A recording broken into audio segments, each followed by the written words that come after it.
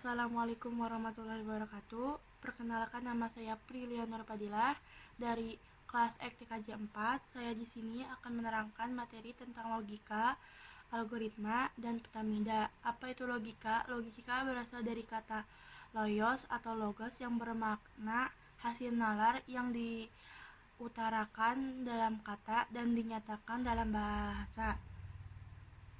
Logika merupakan salah satu cabang ilmu filsafat. Cabang ilmu filsafat lainnya adalah epistemologi, etika, dan estetika.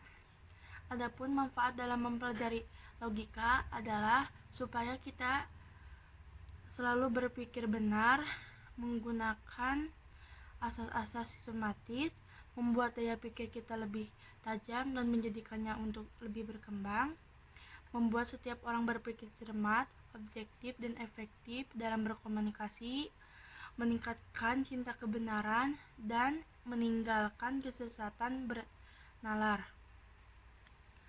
Adapun fungsi logika yaitu sebagai alat untuk menarik kesimpulan. Algoritma adalah suatu himpunan hingga instruksi secara jelas memperinci langkah-langkah proses dalam pemecahan suatu masalah tertentu atau kelas suatu masalah tertentu, dengan dituntut pula bahwa himpunan instruksi tersebut dapat dilaksanakan secara mekanik.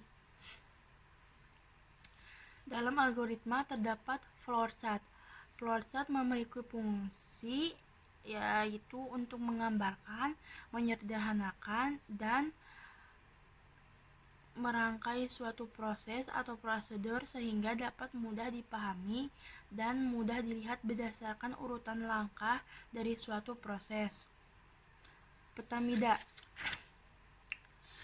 Petamida adalah salah satu cara untuk memvisualkan proses berpikir. Petamida ditemukan oleh Tony Buzan pada tahun 1974 berdasarkan cara kerja otak kita dalam menyimpan operasi.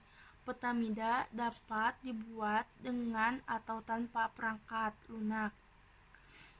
Otak manusia dapat menyimpan informasi dalam sel-sel saraf dalam berbentuk cabang-cabang, sehingga jika kita melihat sekilas seperti pohon dan rantingnya.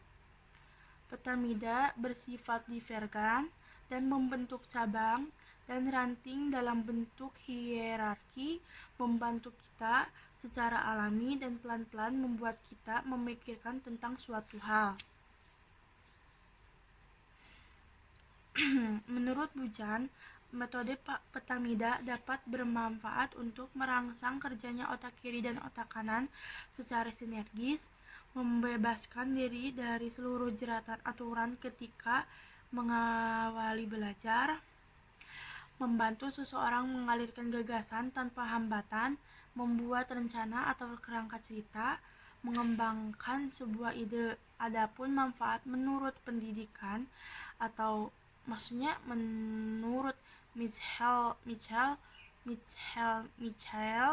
dalam bidang pendidikan, yaitu memberi pandangan menyeluruh pada permasalahan pokok, merencanakan rute atau kerangka pemikiran suatu karangan, mengumpulkan sejumlah besar data di suatu tempat, dan mendorong pemecahan masalah dengan kreatif.